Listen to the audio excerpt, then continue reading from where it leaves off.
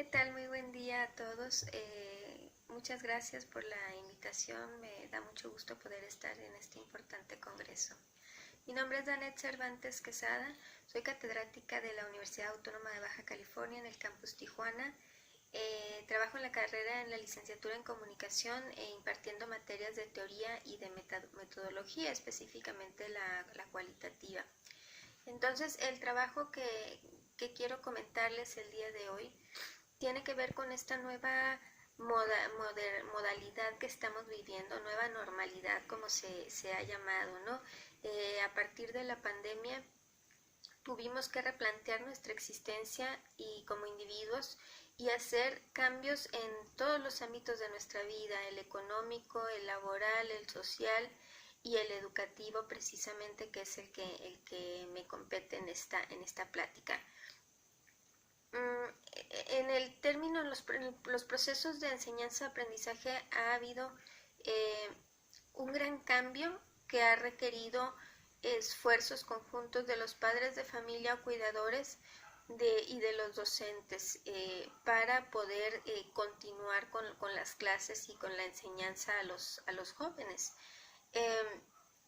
Las aulas, hay que tener en cuenta que de las aulas se pasó a casa y las mochilas se cambiaron por tablets o por laptops, por tripiés para poner el celular, es decir, se integraron otras herramientas en el proceso o en el proceso educativo, ¿no? Entonces, lo que yo les quiero comentar es una indagación que hice con dos casos. Evidentemente es algo, digamos, exploratorio o indagatorio de tipo, perdón, muy cualitativo. Y lo que quiero nada más es comentarles qué fue lo que yo encontré a partir de dos entrevistas y una observación. Las variables o las características sociodemográficas de los padres de familia o de los cuidadores definitivamente son fundamentales y son el elemento que puede dar o que puede hacer la diferencia entre un buen apoyo en casa y el que no. Por lo menos aquí en Baja California, y por la experiencia que he tenido, muchos jóvenes o niños están al cuidado de los abuelos, en tanto los papás trabajan. Entonces habría que valorar también cómo es que se da este proceso cuando están con adultos mayores que probablemente no cuenten con el nivel educativo que se requiere para apoyar a los niños principalmente, ¿no? Entonces, yo hice dos entrevistas. La primera es una mamá de 33 años que es abogada, aunque no ejerce, está dedicada al hogar. Su hija salió de preescolar y al entrar al nivel primaria ya le tocó en casa. Entonces, si bien tiene la experiencia escolarizada en preescolar, en primaria no es así. La segunda entrevista lo hice a otra mujer de la misma edad, pero en la anterior está presente la figura paterna, en la segunda tiene la misma edad, pero el nivel educativo es de preparatoria inconclusa y la figura paterna no está, ¿sí? Y trabaja en el sector manufacturero aquí en Tecate. Entonces esas características, al menos para estos casos, hacen la diferencia en el proceso de enseñanza de sus hijos. Por ejemplo, el papel del cuidador o del padre y madre de familia ha cambiado totalmente, ¿no? Ha tenido que, ahora sí, verdaderamente, ser una parte fundamental, un coadyuvante del docente para poder generar el conocimiento o desarrollar las habilidades de conocimiento de los niños. Entonces ahora realmente está haciendo un trabajo en equipo el que se da entre los docentes y entre los padres de familia. Entonces aquí hay una relación que está cambiando su forma y nos ha obligado también al tema de la alfabetización digital. Las herramientas ahora para trabajar, además de las computadoras y de las tablets, estamos con las aplicaciones.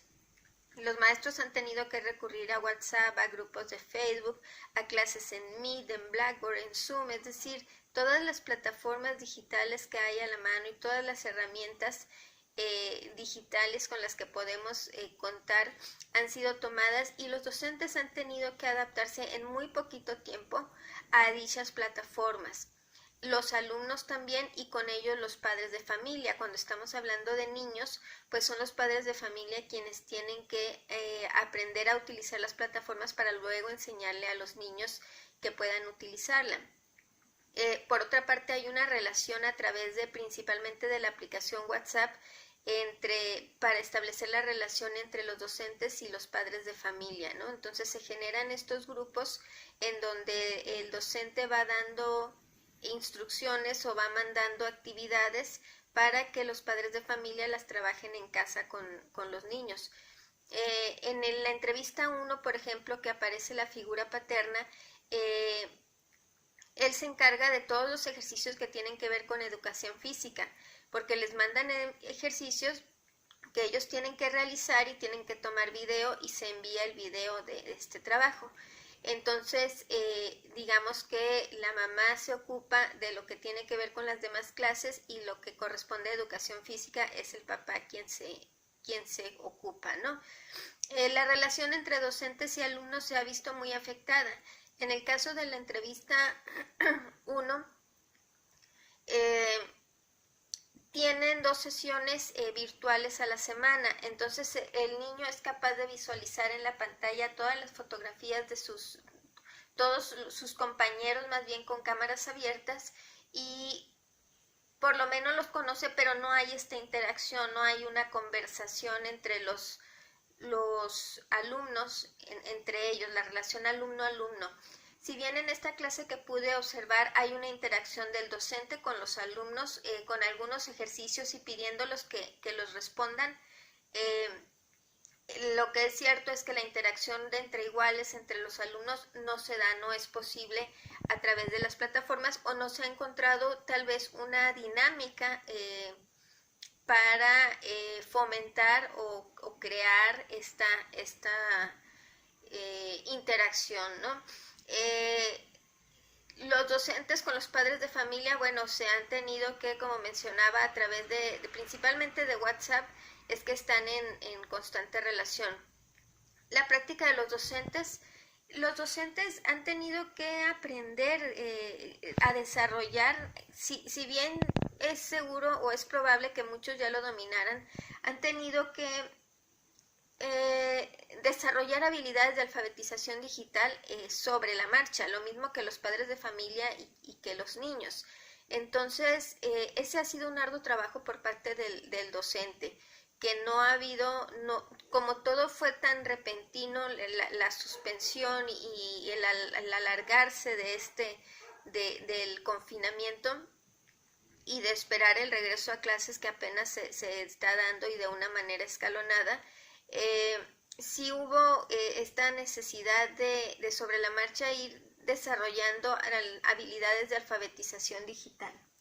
Entonces les decía, en esta primera entrevista lo que yo encuentro es que sí hay 2 sesiones en línea, sí hay interacción entre el docente y los alumnos porque les va haciendo preguntas que ellos deben de responder. Hay una atención adecuada por parte de los padres de familia hacia el aprendizaje de su hija y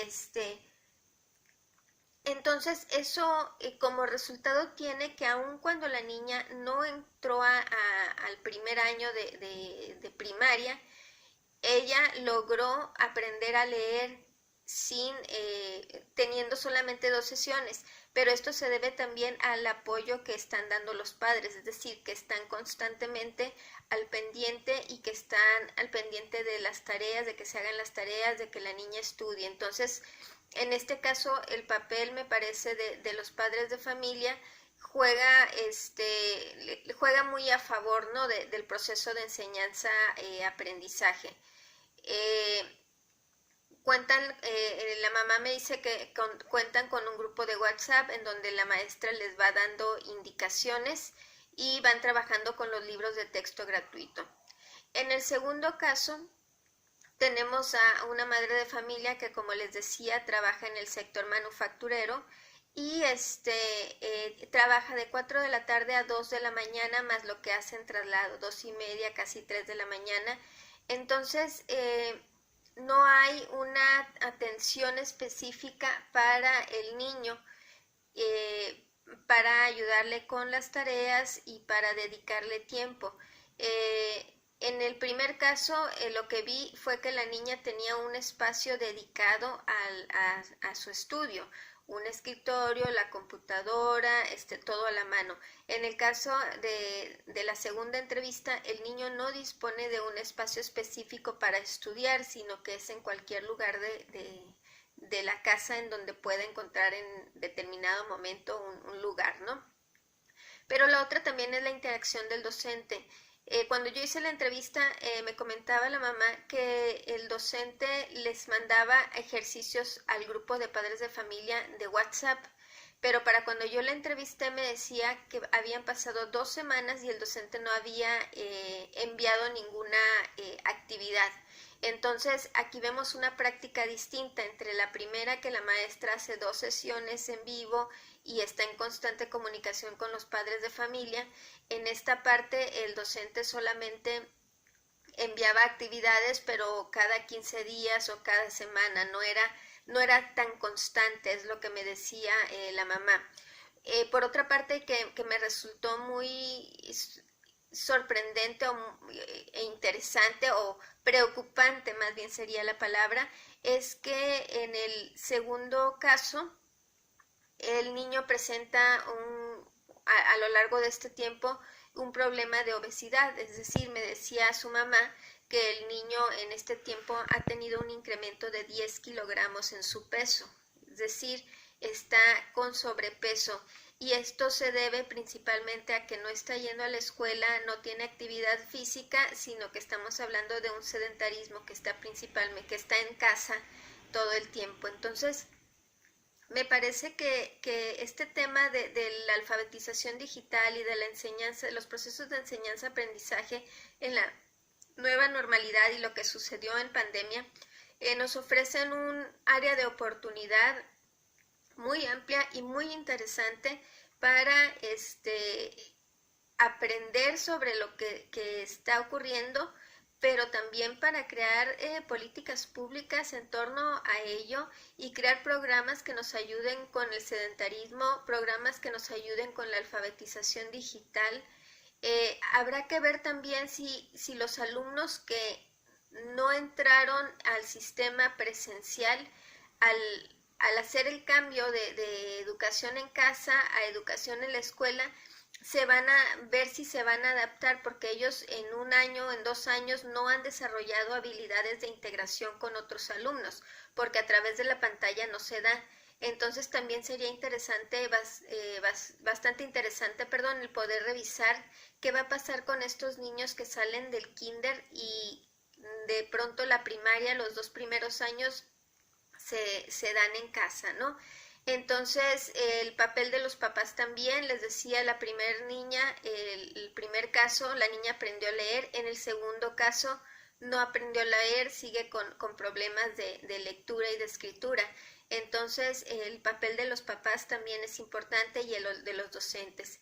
Entonces, esto que yo les comento es una indagación nada más que hice de 2 casos y que aún así de pequeñito este trabajo nos deja en claro muchas áreas de oportunidad para futuras investigaciones, y me parece que desde lo cualitativo sería muy interesante porque podríamos tener un acercamiento fenomenológico y comunicacional para entender qué es lo que ocurre y cómo se puede mejorar, ¿no?